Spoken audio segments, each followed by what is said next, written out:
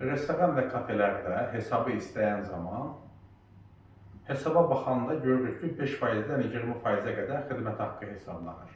Özüm də zamanıyla ofisiant işləmişəm və ofisiantların hansı zəhmət çəkdiyini görürəm. Amma ofisiantlardan əlavə olaraq, demək, mətbəxdə işləyən yemək bişirən var, təmizlikçi var, müxtəlif orada xidmət göstərən personal var.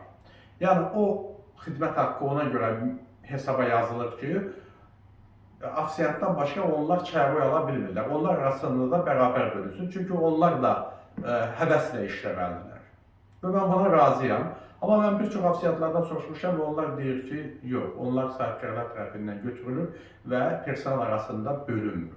Bu yol verilməzdir. Bu yaxınlarda Türkiyədə onunla bağlı bir qanun qəbul olundu və ümumiyyətlə xidmət haqqını ləğv elədilər. Mən buna qarşıyam. Düzdür, xidmət haqqı olmalıdır və o insanlar arasında bərabər bölünməlidir, zəhmət çəkirlər. Aidiyyatı qurumlar da, yəni nəzarət etməlidirlər ki, gələn hesablarda göstərilən xidmət haqqı o restoran və kafedə işləyən ofisiantlar, xidmətçilər, aşpazlar, təmizlik işinə baxanlar və digər orada işləyənlərin hamısı arasında o məbləğ bölünsün. Və demək olar ki, onlar bir həftədə hər birisi bəlkə də 100 manat, 200 manat əlavə pul qazana bilərlər. Niyə də olmasın? Bu onların haqqıdır. Onlar üçün müştərilər məhsul xidmət haqqını onlara görə ödəyirlər.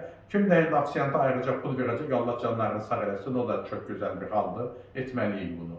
Mən istədim ki, bunu insanlarımızın və aidiyyatı qurumların nəzərinə çatdırım ki, bu sahədə müəyyən bir nəzarət mexanizmini qurmalıyıq.